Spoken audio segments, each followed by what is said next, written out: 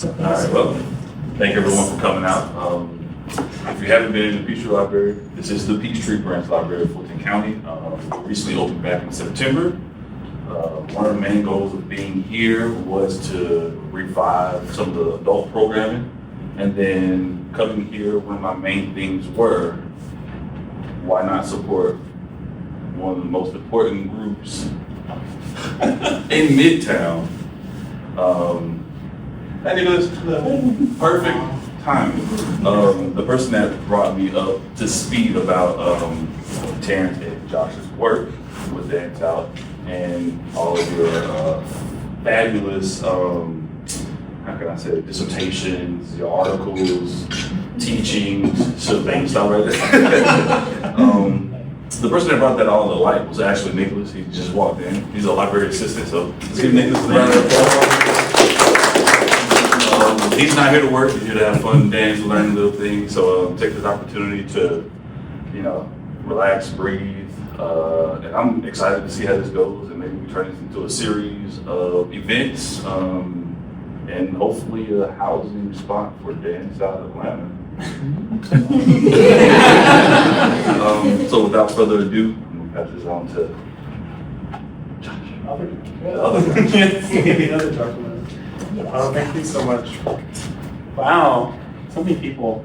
Better. It's hard to also hard to have other people brag about me, deflect compliments on them. Won't do that today.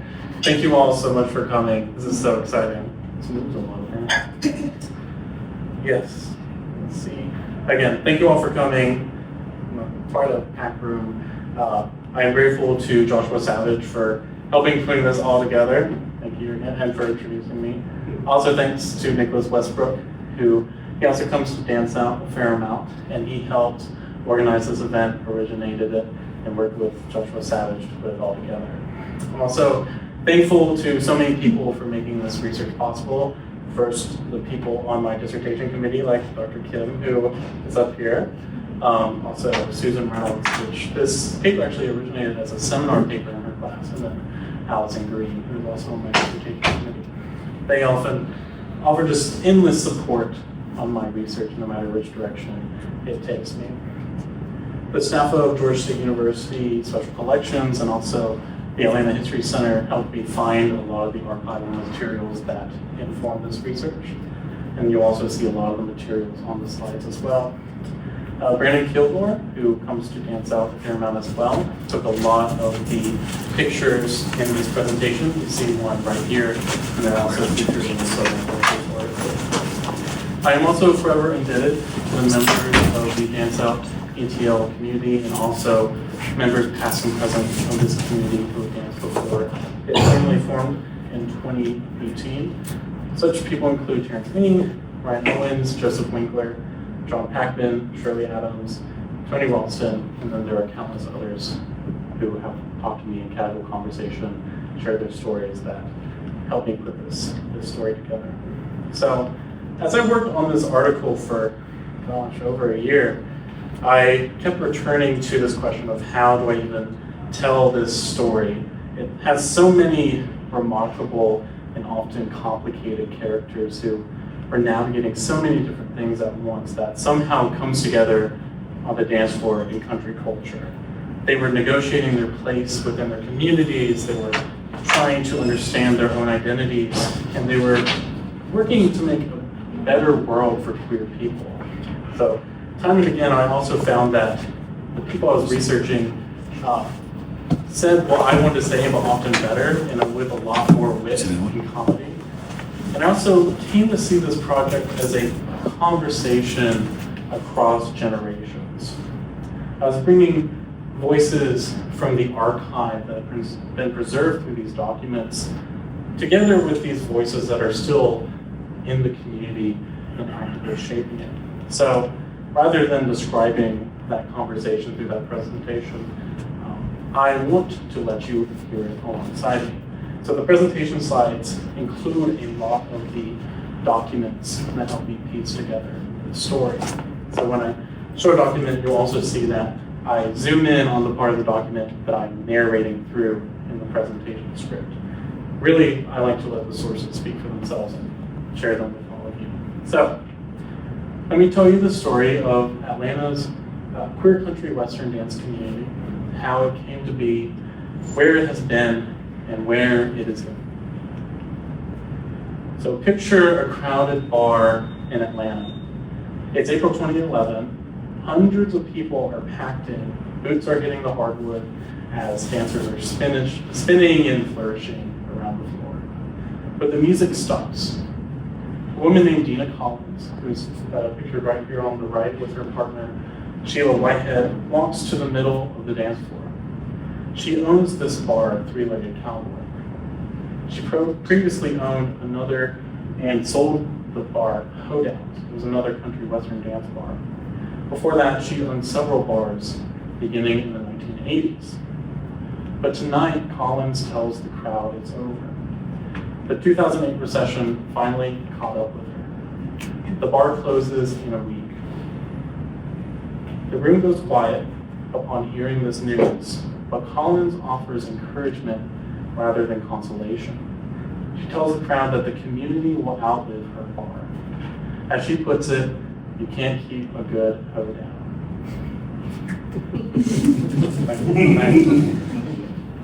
At first glance, country dancing and queer life might not seem to go together. Country culture is often imagined as too straight or too patriarchal or too normal to have any room for queer people. But over the past 50 years, LGBTQ Atlantans have built a country western dance scene of their own. It has been a scene that sustained people through epidemics and financial crises, and one that brought dancers together across divisions that shaped other LGBTQ and country dance spaces. So, when Collins told this crowd, "You can't keep a good hoe down," she was doing more than reassuring that that one bar's closure would not be the end. She was naming this larger history that this talk traces. How queer Atlantans made a home in country music and dance, how they claimed belonging in a culture that often seemed closed to them, and how in doing so, they redefined country culture. So let's go back even further than 2011 to the 1960s. Atlanta, like a lot of American cities, was going through white flight. White flight was a phenomenon where white families were moving from urban neighborhoods and into the suburbs. And into that vacuum came a community that had few places where it was welcome, the LGBTQ community. They built neighborhoods and a nightlife in Cheshire Bridge in Midtown. At the same time, the city was becoming a center of gay activism. In 1969, Atlanta police raided the Ansley Mall mini cinema. Ansley Mall is pictured here, circa 1970. The cinema had screened the Andy Warhol film Lonesome Cowboys. So police raided it during one of these screenings. The movie was a satire of Hollywood westerns, and it sparked a national controversy for its gay cowboy characters being erotic and obscene. So in response to this raid, some Georgia State University students founded the Gay Liberation Front, pictured here around 1970. They founded the Georgia chapter of the Gay Liberation Front, and 2 years later, the Gay Liberation Front organized the city's first Pride March, which went right from Midtown into Piedmont Park. One of the people at that first march was Dina Collins, the same Dina Collins who 4 decades later would stand on that dance floor and tell the crowd not to worry. Protesters demanded an end to police raids on gay and lesbian venues, along with an end to discrimination in employment and housing. Collins also remembered onlookers throwing things at them. So right from the start, this community is built under pressure from outside, but also from the inside. Because even as the first Pride March was happening, the LGBTQ community in Atlanta was not united. Lesbian activists perceived male-led organizations like the Gay Liberation Front as not taking women's issues very seriously.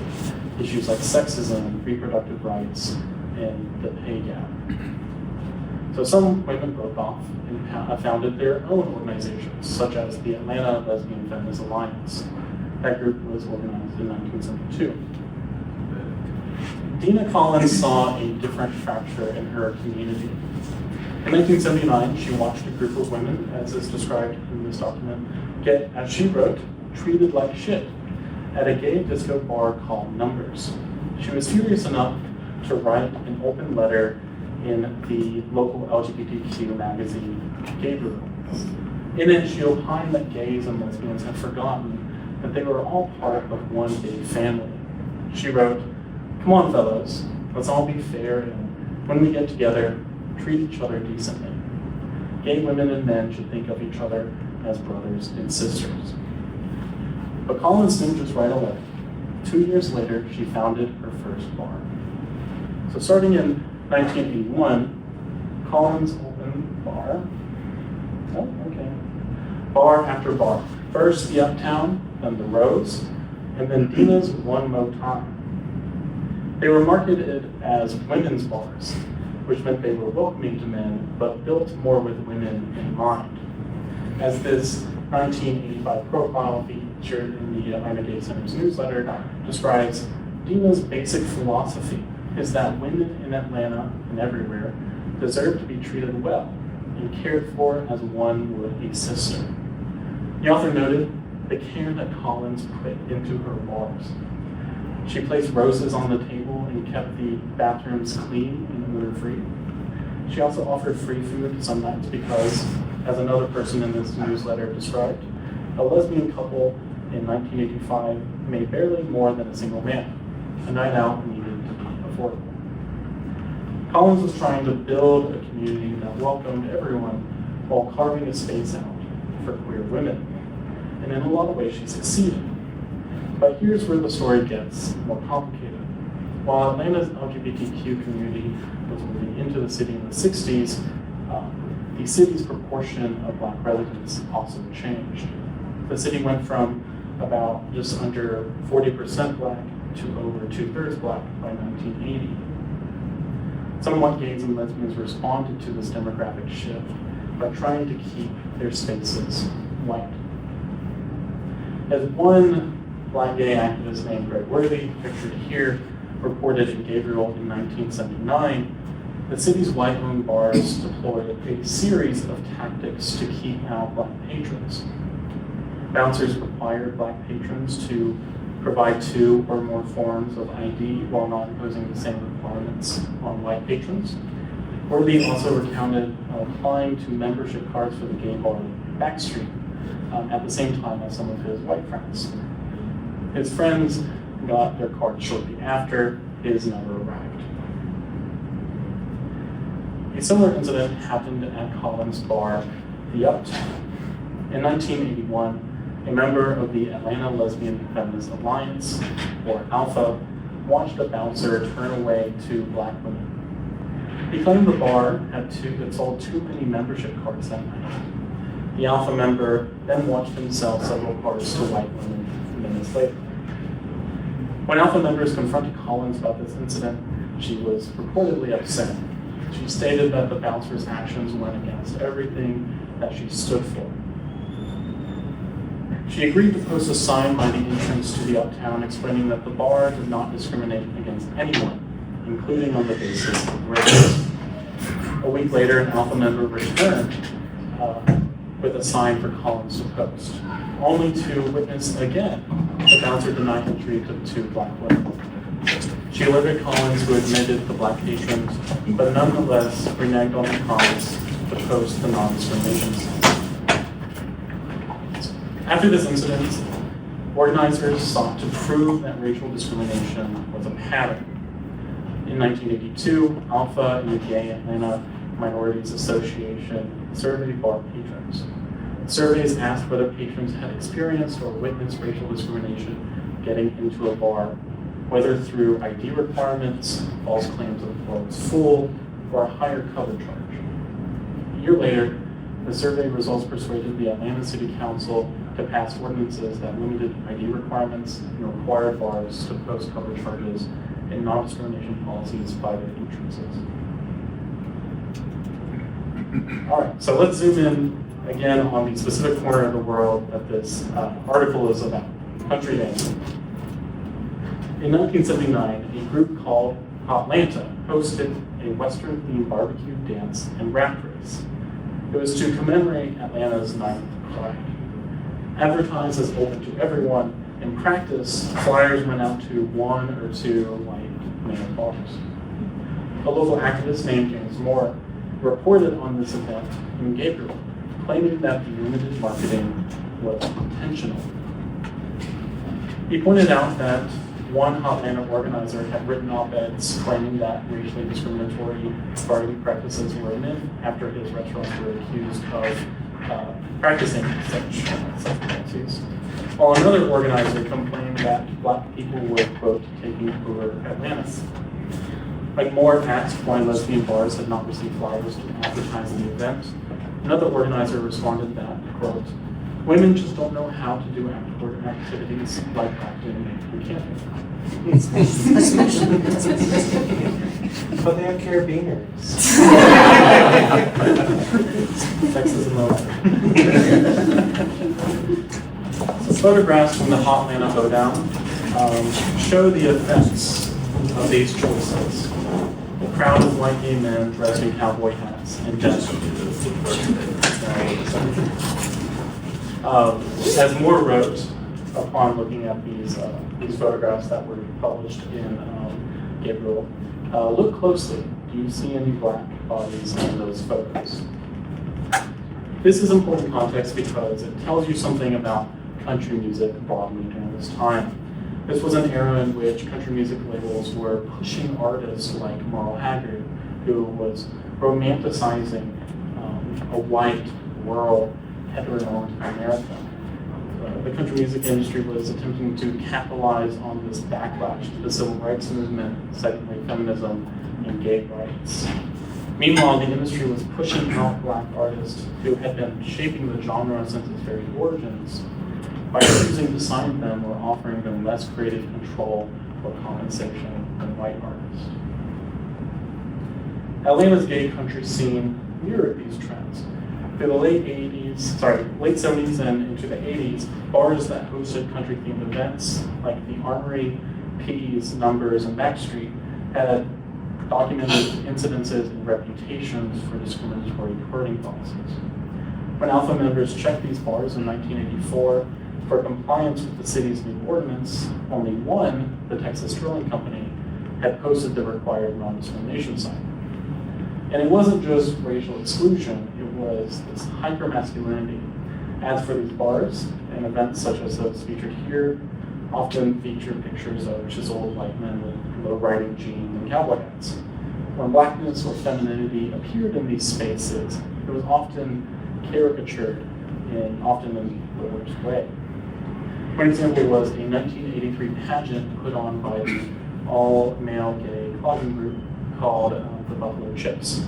One contestant performed in blackface. He called himself Buffalo Chip.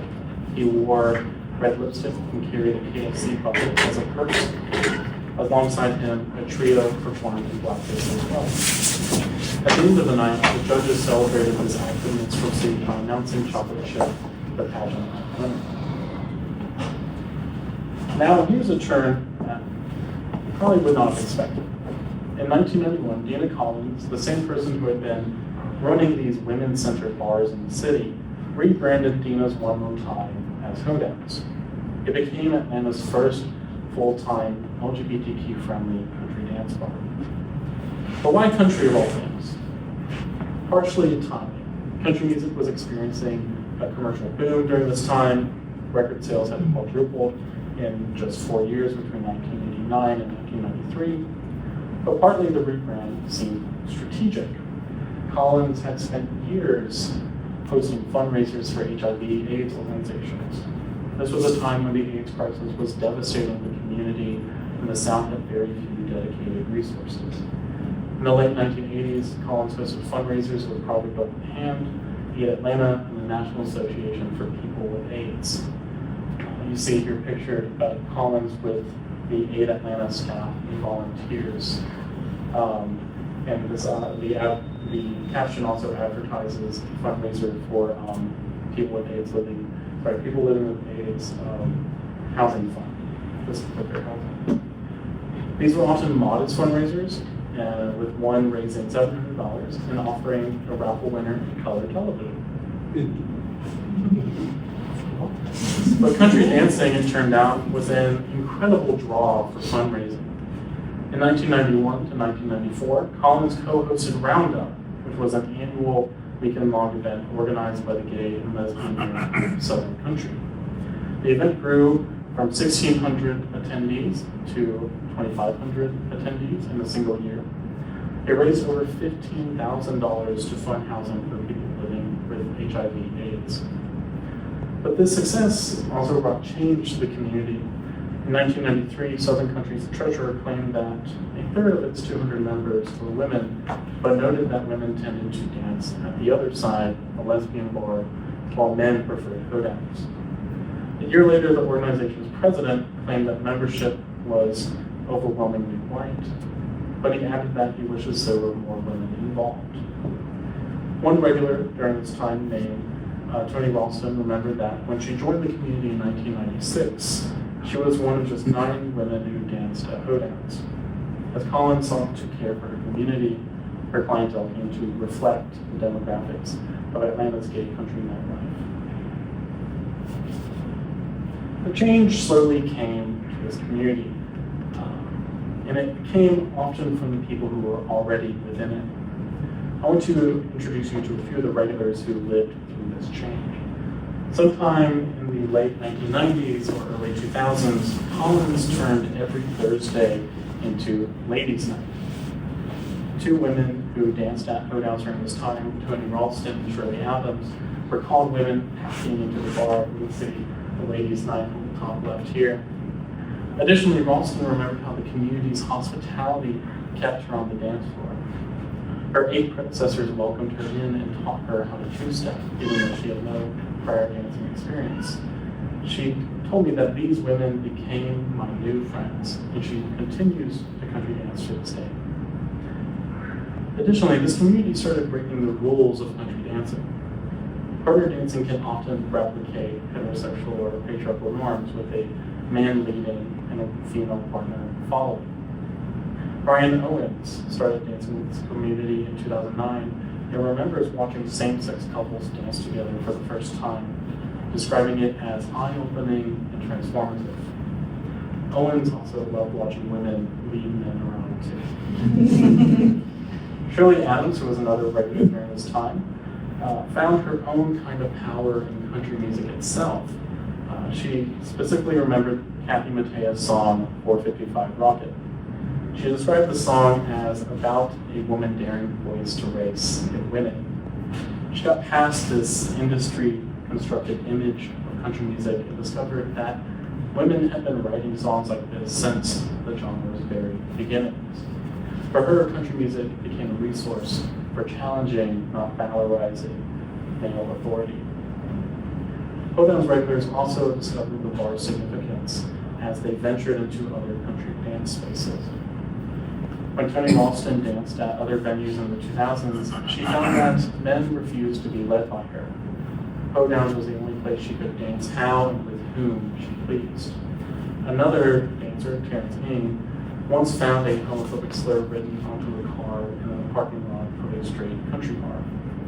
The bar owner reassured him personally that he was welcome, but as Terrence explained to me, straight spaces do not have to be unwelcoming, but there are always concerns for queer people, and that's really going to be the case. By 2007, Collins no longer owned Hoedowns.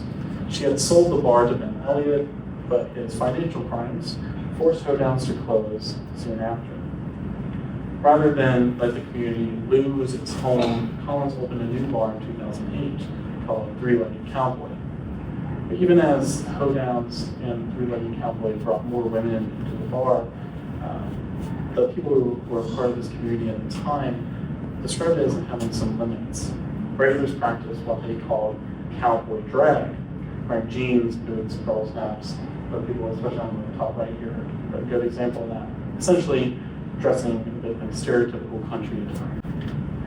While cowboy drag gave patrons access to a culture increasingly associated with heteronormativity, it had its own rules. Owens recalled attendees dismissing masculine presenting women as, quote, trying to be a man. Let's see. One regular also ranked women on a scale from most to least feminine. Lipstick, chapstick, nose stick, want to stick.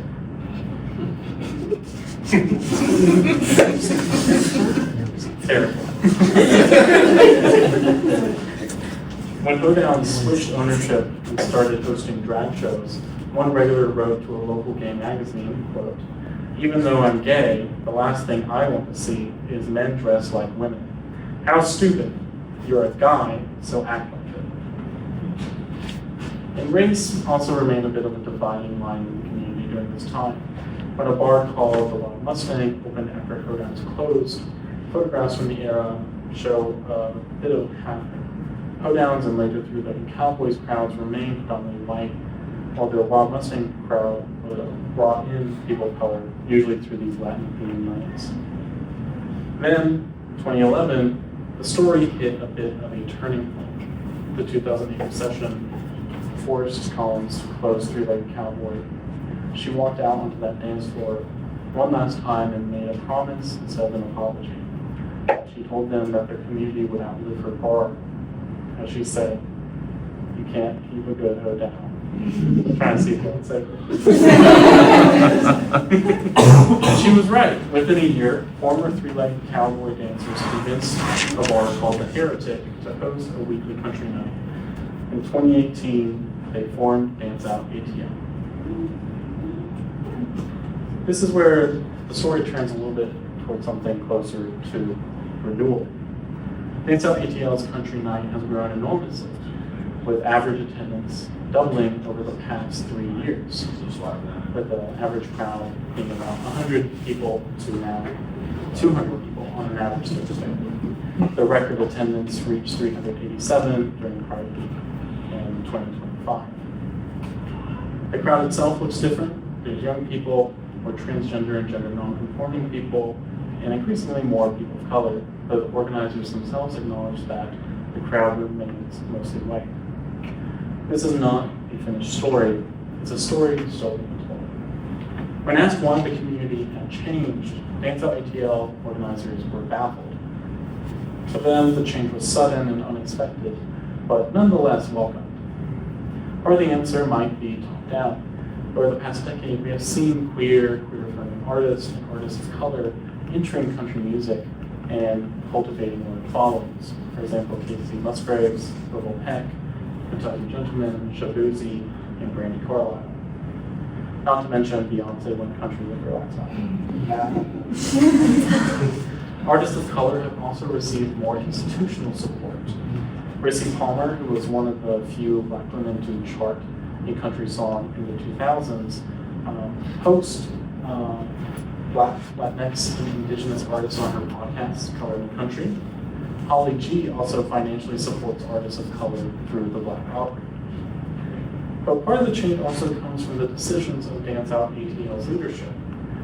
Where the Hotlanta Hoedown once quietly circulated flyers through a closed network of white gay bars, Dance Out ATL actively greets newcomers. They hand out cards with QR codes linking to their website, where visitors can access free lessons and see the event schedule. The organization also keeps entry free in a city where increasing costs push LGBTQ venues to close or raise prices to remain financially viable. Country Night remains free apparently because the Heretic owner Alan Collins actually got to start bartending at Hoedowns. Apparently by lying that he had bartending experience, but does not charge rent for the space. That free volunteer-run model is common in queer country western dance communities, but it isn't universal. A Los Angeles-based group called Stud Country charges around $20 a lesson, or you can buy 11 for $185. When they announced that pricing, one commenter went to Instagram and sarcastically wrote, "Sincerely envious of this business model, because I too would love to take a largely free activity elsewhere and monetize the shit out of it. What a smart capitalization on the gay community. Classic. And we see these changes in country music and the community's organization unfold in several ways. Songs from queer affirming artists and artists of color play at country night alongside classics that would have played at three-legged cowboy and Hoonhouse. Advertisements now feature crowd shots and silhouettes filled with non-representational colors, refusing to let one body represent the whole community, as if that's the body that belongs there. The fashion has also changed too, and I think sometimes in pretty funny ways.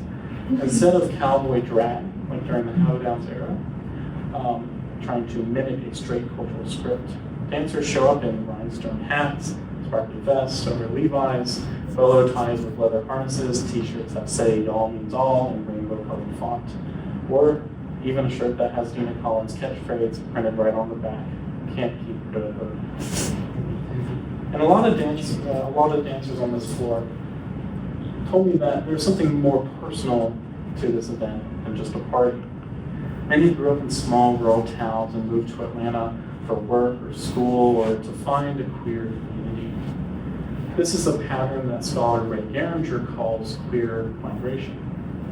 Garinger points out that mainstream LGBTQ culture has long assumed queer people want to leave the countryside and move to the city to be their true selves.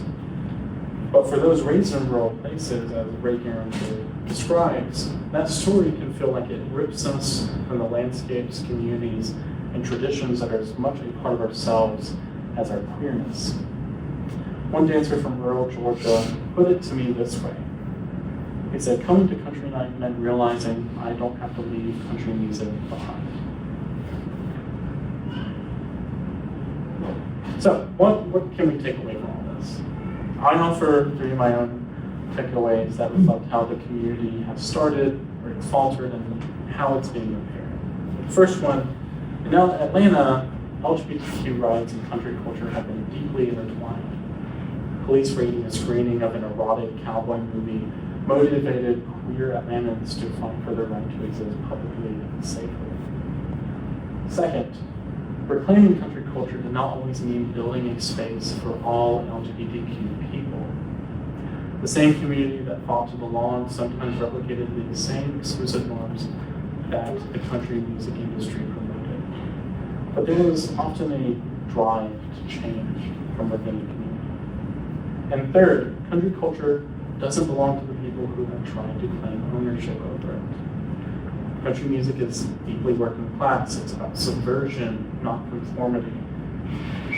As Dance Out ATL has aligned itself with these ideas, it has turned a community once marked by exclusion into a source of queer joy. So even though Collins stepped away from the community over a decade ago, she was right. You really can't keep the good covered down. Not with two pandemics, not with a global recession, not with closed bars, not even with 50 years of community's own contradictions. The music still plays, the floor is still packed, and this room is packed. Every Thursday night, someone new walks in and discovers that country music belongs to them too. Thank you.